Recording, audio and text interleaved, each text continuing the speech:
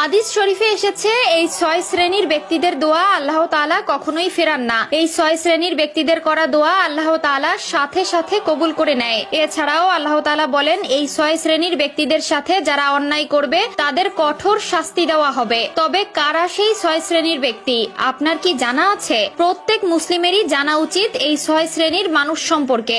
আপনি যদি একজন মুসলিম হন তবে অবশ্যই ভিডিওটি সম্পূর্ণ দেখবেন, কারণ এই 6 শ্রেণীর ব্যক্তিদের কোনো উপকারে যদি আপনি আসতে পারেন তাহলেও আপনি আল্লাহর প্রিয় বান্দা হতে পারবেন। তো চলুন ভিডিওটি শুরু করা যাক। তবে ভিডিওটি শুরু করার আগে আমি আপনাদের কাছে ছোট্ট একটি বিষয় জানতে চাই যে আপনি কি চান আল্লাহ তাআলা আপনার উপর সন্তুষ্টি হোক? যদি মনে প্রাণে চেয়ে থাকেন তবে অবশ্যই কমেন্টে একবার আলহামদুলিল্লাহ বলবেন এবং ভিডিওটি শেয়ার করার মাধ্যমে ছড়িয়ে দিবেন। তো সেই 6 শ্রেণীর ব্যক্তিদের মধ্যে প্রথম শ্রেণীর ব্যক্তি হলো তারা যারা অসুস্থ, অর্থাৎ অসুস্থ ব্যক্তি।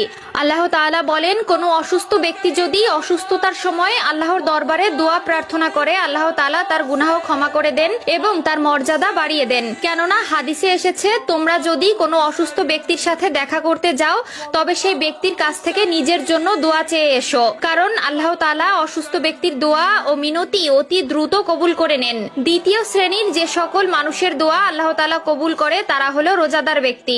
একজন রোজাদার ব্যক্তি সারাদিন রোজা রাখার পর যখন সন্ধ্যায় ইফতারির আগে সামনে ইফতার রেখে আল্লাহর দরবারে দুহাত উঁচু করে দোয়া প্রার্থনা করে আল্লাহ তাআলা সেই বান্দার দোয়া কখনোই ফেরান না। তৃতীয় যে শ্রেণীর মানুষের দোয়া আল্লাহ তাআলা কবুল করেন তারা হলো সেই সকল পিতামাতা যারা নিজেদের সন্তানের জন্য দোয়া করে।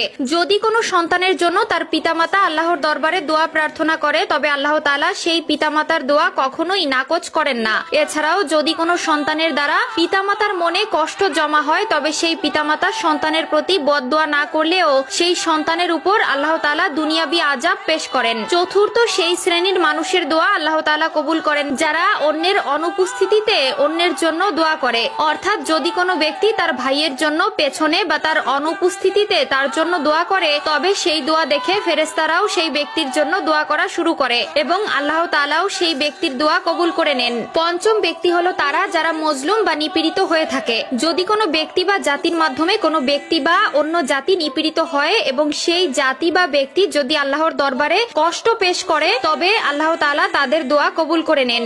এবং ষষ্ঠ শ্রেণীর ব্যক্তিরা হলো তারা যারা এক দেশ থেকে আরেক দেশে সফর করে বেড়ায় বা মুসাফির বলে যাদের। হাজারো ব্যস্ততার মাঝে যারা মুসাফির অবস্থায় আল্লাহর জন্য 2 রাকাত নামাজ আদায় করে তাদের দোয়া আল্লাহ ফিরায় না। প্রিয় দর্শক, আমরা সব সময়